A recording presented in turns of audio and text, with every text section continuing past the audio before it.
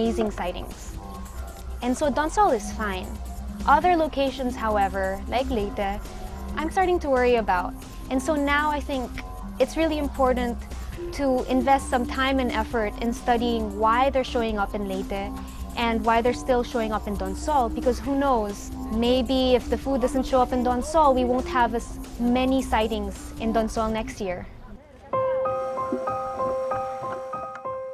Pero kung bibilis pa ang mga pagbabago sa klima, posibleng ang mga nilalang na ito'y tuluyan na nating hindi makikita.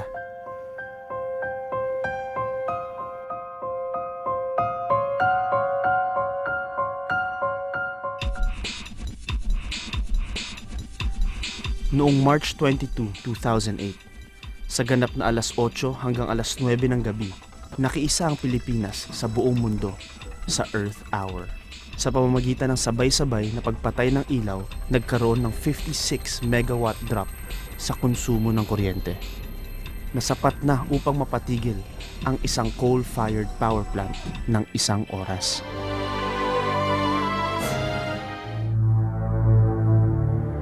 Sa isang mundong umiinit, pwedeng maging kalaban ang tubig.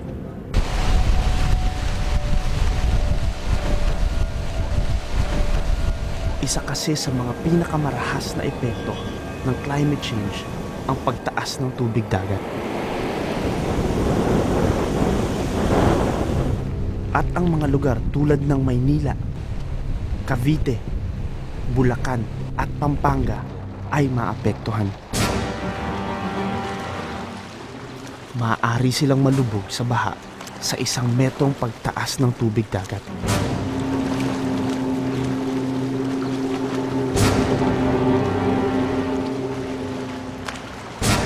Ang manifestation ng climate change yung pagtaas ng temperatura. So, yun yung umiinit din ang tubig. So, nagkakaroon ng pag-expand. Dahil pag nainitan ang tubig, parang lumalaki siya. So, kaya tumataas na yun ang level. Ayon sa mga siyentipiko, tinatansya nila nga abot sa halos 2 talampakan ang pagtaas ng tubig dagat sa taong 2009. Tila maliit lamang ito, ngunit dahil patuloy ang global warming, bumibilis din ang pagkatunaw ng yelo sa polar regions. At ang mga natunaw na yelo, sa dagat din ang bagsak, kaya lalo na namang tataas ang tubig dagat. 13,500 years na ang nakaraan mula noong huling beses na tumaas ng 1 degree ang temperatura ng mundo. Umabot daw noon sa 6 na metro ang itinaas ng tubig dagat. Kaya malaking banta sa Pilipinas ang sea level rise na bunga ng global warming. Marami kasi tayong baybaying dagat. Umaabot nga ito sa 34,000 kilometers, katumbas na ng circumference ng buong mundo. Kabilang sa maaring madamay ang mga lugar sa baybayin ng Manila Bay. Kasi sa Manila Bay, kitang-kita natin, mula nung 1948 hanggang 1963 ay mga 2 milimetro lang ang itinataas niya kada isang taon. Pero pagdating ng 1963, tumaas ito ng 20 milimetro. O itong isa ay umiinit yung tubig, kaya nag-expand. Pangalawa, lumulubog naman yung lupa. Kaya parang doble ang epekto.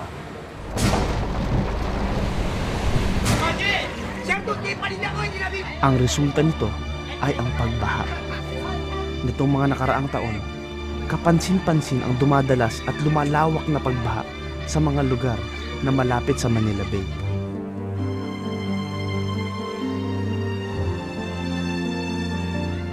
Para sa marami sa atin, malaking perwisyo ang dulot ng mga pagbaha. Pero paano kung maging permanente ang baha sa ating buhay? Posibleng maging ganito ang sitwasyon kapag nagtuloy-tuloy ang pagtaas ng tubig dagat. At nararanasan na nga yan ng mga residente dito sa Artex Compound sa Pangulo, Malabon. Paglubog daw ng lupa ang pangunahing dahilan kung bakit daw nagkaganito ang Artex.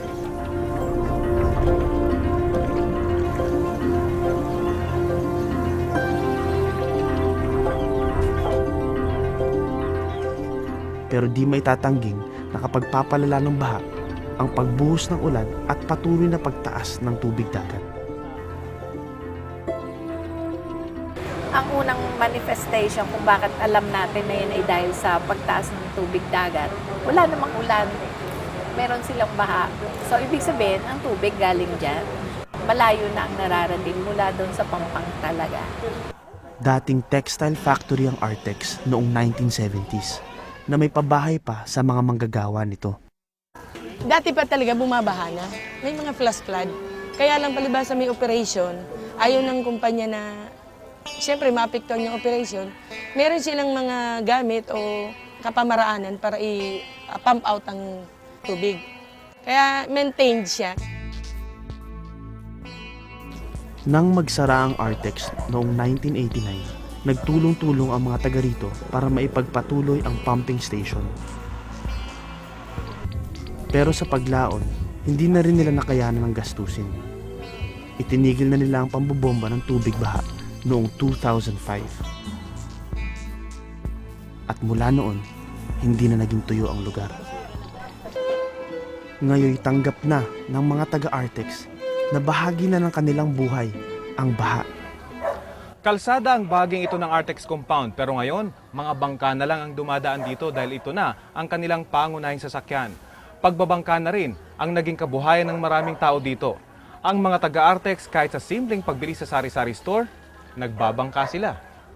Ang iba naman nakahanap na ng paraan para bilhin ang kanilang pangangailangan. Kapag bumibili, maraming bahay dito ang nagkabit na ng mga tali sa kanilang kalapit na tindahan para dito na lang padaanin yung kanilang mga binili. Na ito ba yung tinapay? Bibili ka, kailangan may bangka pa. Para kapag wala kang bangka dyan at may tubig, parang putol yung isang paa mo. Tsaka hindi nakakalaro yung mga bata. Mga 2,000 meron pa eh. Meron pang minsan. Pero nitong parang nag-steady na yung bata.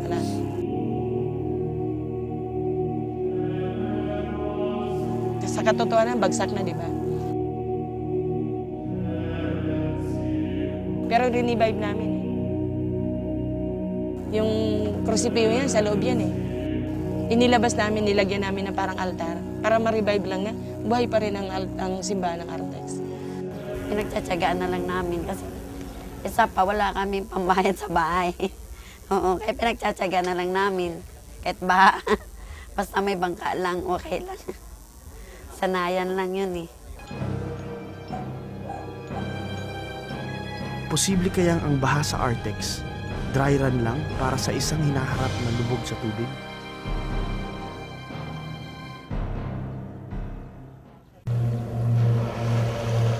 Kung labis-labis na tubig ang pinoproblema ng mga taga-Artex, sobra-sobrang buhangin naman ang nagpapahirap sa mga taga-Noveleta, Cavite. Ito po yung tindahan, dito po ako dati bumibili. Gawa po yung pag lumalaki ang tubig, tapos yung sumasama yung buhangin, ganito na po siya nangyari hanggang sa sinara na lang po. Ang buhangin na nagbaon sa maraming kabahayan dito ay dala raw ng malakas na paghampas ng alon sa dalampasigan. Marami hong naglikasan dahil sa lakas ng hangin. Natakot po kami dahil siyempre ang laki-laki na ng alon, lampas na sa bahay namin. Tambak na nga ng problema ang mga taga-Noveleta dahil sa naiipong buhangin sa lugar nila. Nanganganib pa ang lugar na lumubog sa permanenteng baha. Konting taas na tubig po, nandoon na po sa silong ng bahay namin. Pinapasok na po kami ng tubig. Maski wala siyang bagyo, anuman, laki lang na tubig, nasa silong na po namin na tubig. Sa harap ng banta ng nagbabagong klima, ano pa nga ba ang maaaring gawin ng mga taong naninirahan sa tabing dagat? Ang mga taong naninirahan na dito sa gilid o sa coastal area, hahanapan ng lugar na kung saan sila pwedeng makapamuhay. Importante rin na kung doon sila maninirahan, mayroon silang pagkakakitaan. Itong usapin ng climate change ay hindi lang tungkol sa mga physical na pagbabago, kundi yung sa social.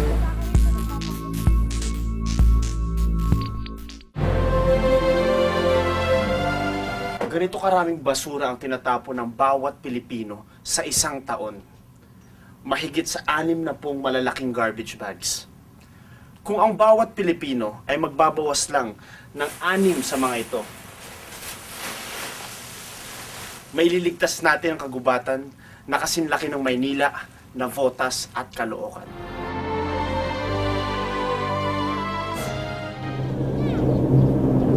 Sa hilagang bahagi ng Pilipinas, isang bayan ang tila nilalamo ng karagatan.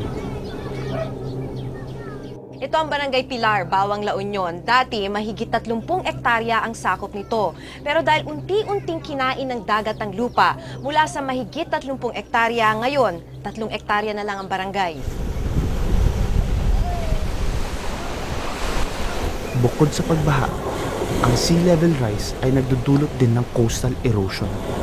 Ito ang natural na pagtangay ng malalakas na alon sa buhangin. Coastal erosion daw ang pangunahing dahilan kung bakit lumiit ng lumiit ang bayang ito.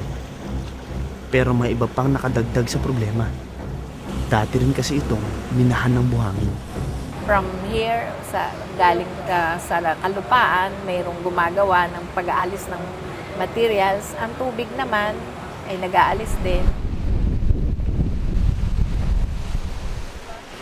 Tabi-tabi ang mga bahay dito at kahoy lang ang pagitan. Nagsisiksikan sila sa maliit na lugar na itinira sa kanila ng dagat. Noon kasi bago mag-World War II, dagat ito ma'am. Pero doon sa Barangay Santiago, doon raw humihila ng lambat ang mga ninuno namin. Kaya ang sabi ng mga expert, babalikan daw yung pinanggalingan. Ang istrukturang ito ang palatandaan ng mga taga-Barangay Pilar kung nasaan ang pampang nila dati. Mahigit 1 kilometro na ang layo ng istrukturang ito mula sa baybayin ngayon ng Barangay Pilar. Ang marahas na pagbabago sa kapaligiran, nakaapekto ng malaki sa pamumuhay ng mga taga rito. Mayroong mga tanim noon. Kami may mga taniman ng palay, ng tabako, pero nung kuwan na ng tubig, wala na.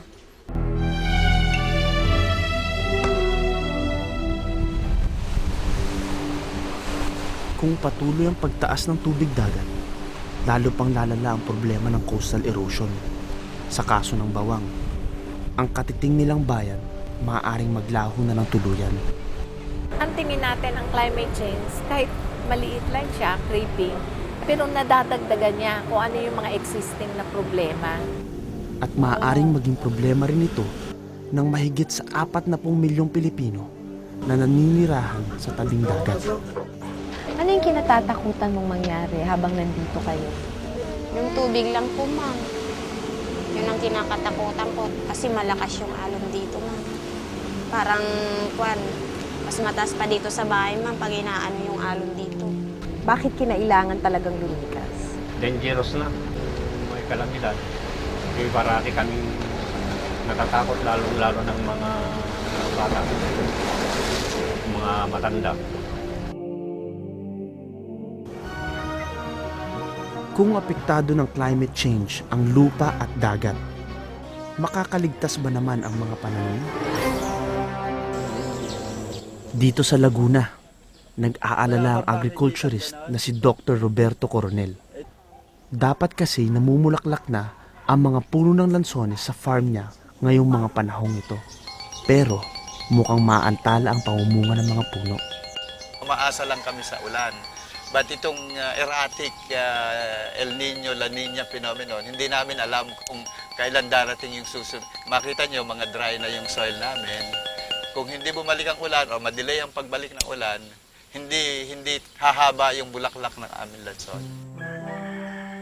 Mangilan-ngilang puno pa lang ang nagpapakita ng sibol. Itong epekto na ito na pinaliwanag ko sa inyo, tipong hindi lang dito namin nakikita sa aming farm, kundi na-report na rin sa amin doon sa ibang mga lansones farms na nabisita namin dito sa Laguna. Nitong mga nakaraang dekada, dumalas ang pagdating ng El Nino at La Nina.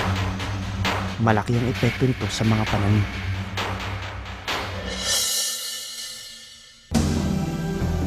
Tulad na lamang ng nararanasan ng mga taga Kasibo, Nueva Vizcaya. Itong beans na ito, ma'am, hindi maganda ang tubo ngayon dahil maliliit ang dahon. Tapos hindi malago. Kasi pag maganda ang tubo, malago ito, lalampasan pa itong ano.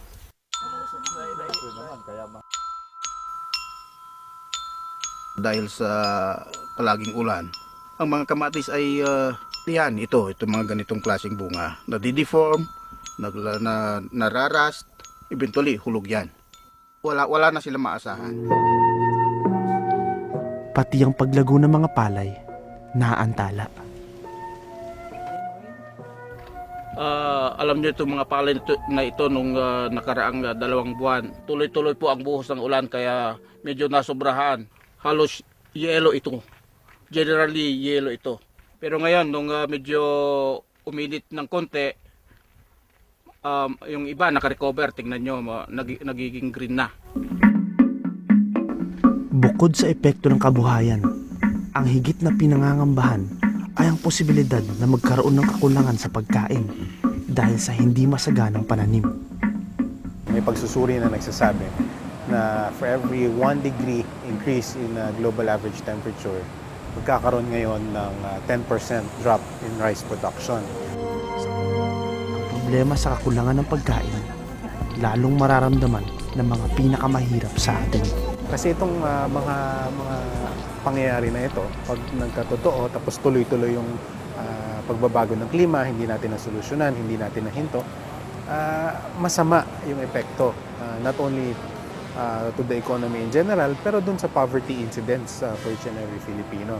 So yung mas mahirap, mas magiging mahirap, mas nahihirapan sila mag-cope tuwing tatamaan ka ng malakas na bagyo, ilang taon ulit bago makabangon ka.